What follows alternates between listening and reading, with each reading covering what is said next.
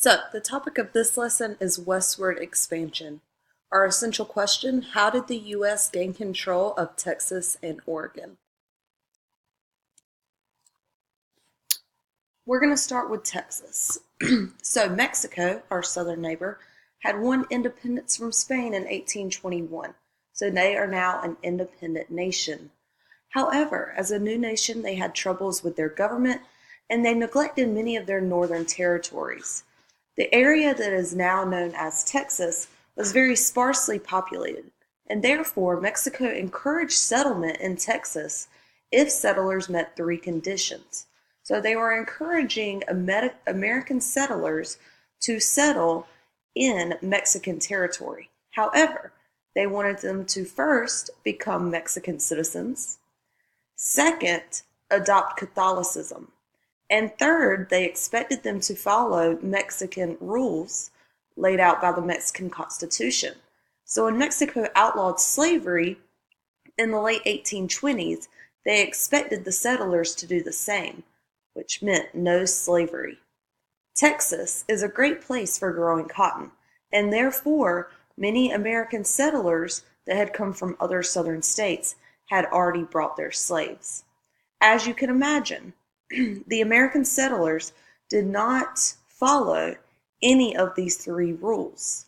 Therefore, many conflicts arose between American settlers in Texas and Mexican government. Stephen Austin was the most famous American impresario. Impresario is a person that brought settlers to Mexico. So that was his job, to go and encourage other American settlers to relocate to what is now Texas. So he had, his father had been granted a vast amount of land from the Mexican government, and Stephen Austin encouraged other American settlers to move to this land in Texas.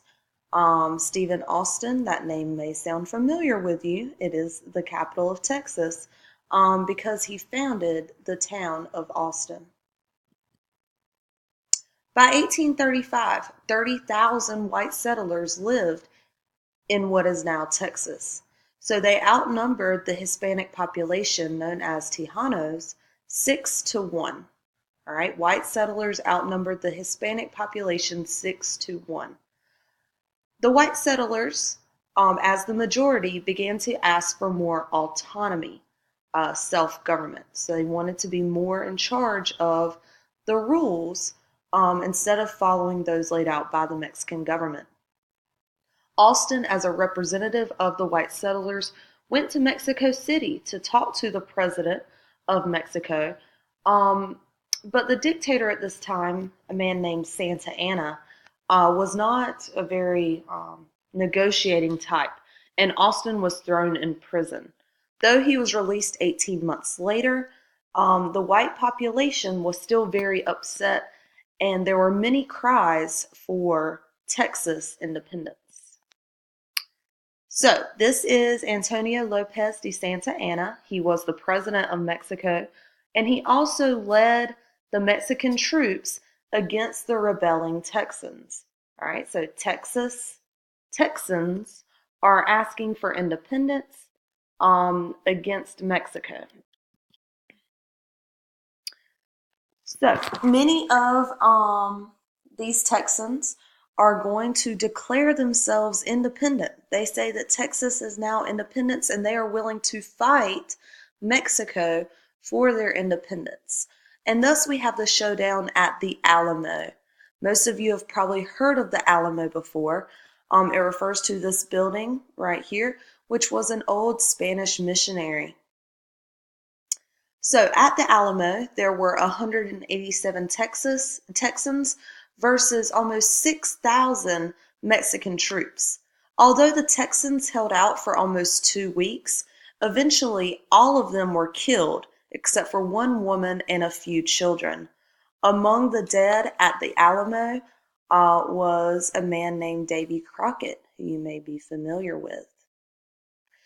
As you can imagine, Texans were outraged over the slaughter at the Alamo. And thus, Remember the Alamo became the rallying cry behind Texan independence. So, in March of 1836, Texas declared its independence, crying, "Remember the Alamo." In April of 1836, the Battle of San Jacinto occurred, where Mexico is defeated. And just a month later, in May, Texas won its independence. So, in a period of 2 months, Texas was able to win its independence, and thus the Lone Star Republic is created. All right, so at this point in 1836, Texas is an independent country, and it will remain an independent country for 9 years. So here we see where the Alamo occurred, the Battle of San Jacinto. This is what was Texas at the time, and all of this dark purple was disputed territory between Mexico and Texas. Sam Houston. Houston is probably another familiar name if you're familiar with Texas. Became the first president of Texas. He's kind of like the Texan George Washington. He led the forces that defeated Santa Anna at the Battle of San Jacinto. So he helped win our independence and then was elected the first president of Texas. For 10 years, Texas will attempt to join the Union, to join the United States, but there's a problem. The South is happy about this, but the North is not. And the issue is slavery. You'll recall me saying Texas is a very good place to grow cotton. Therefore, many of the white settlers were in favor of slavery. Many of the settlers were from the South and were in support of expanding slavery to Texas, while those from the North were not.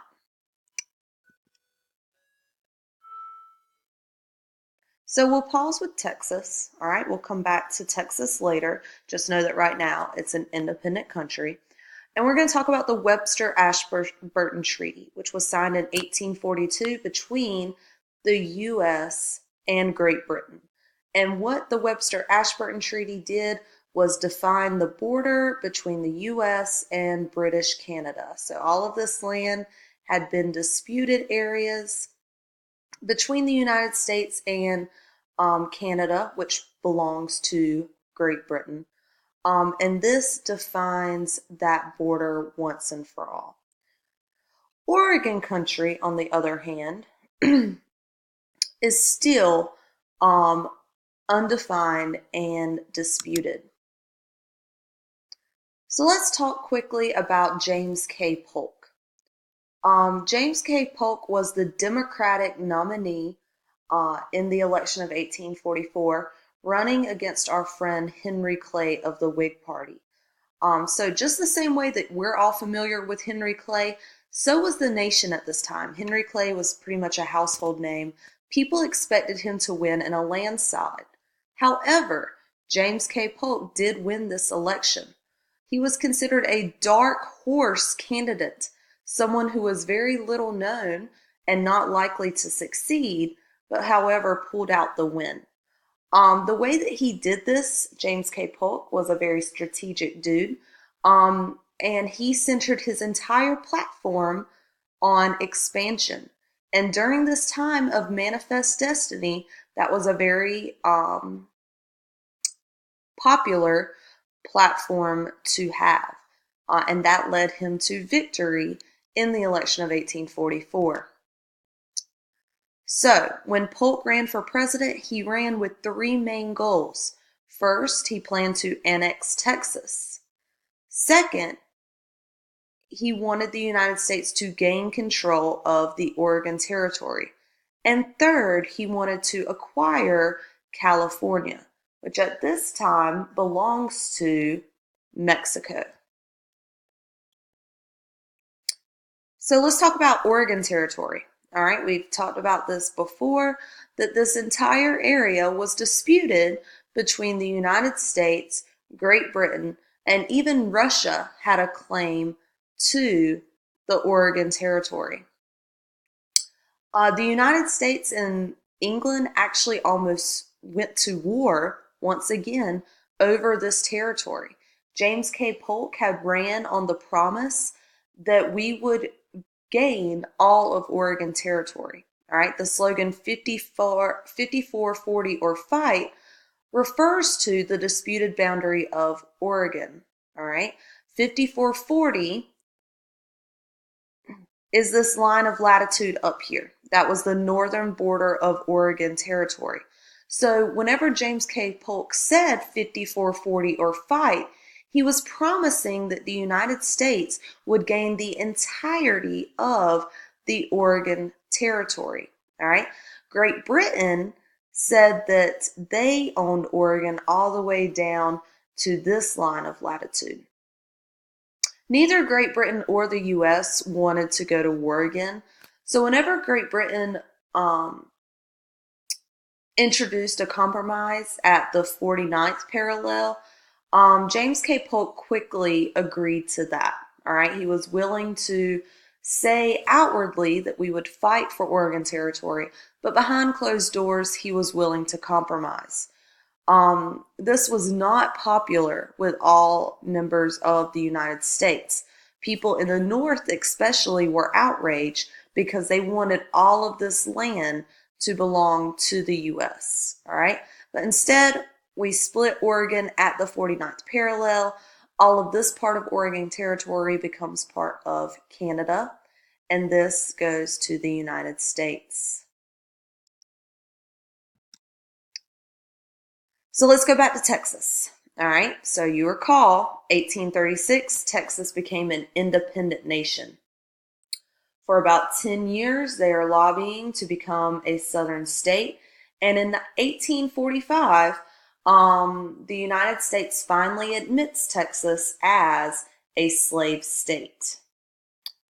However, once Texas becomes part of the United States, Mexico is very upset. They had hoped to get that territory back eventually, and we're going to have constant issues with Mexico over the border between the United States and Mexico.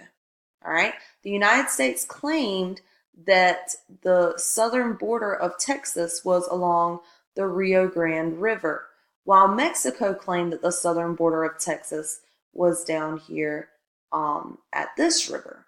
So all of this land is going to be disputed territory, which will set us up for the Mexican-American War, our next topic.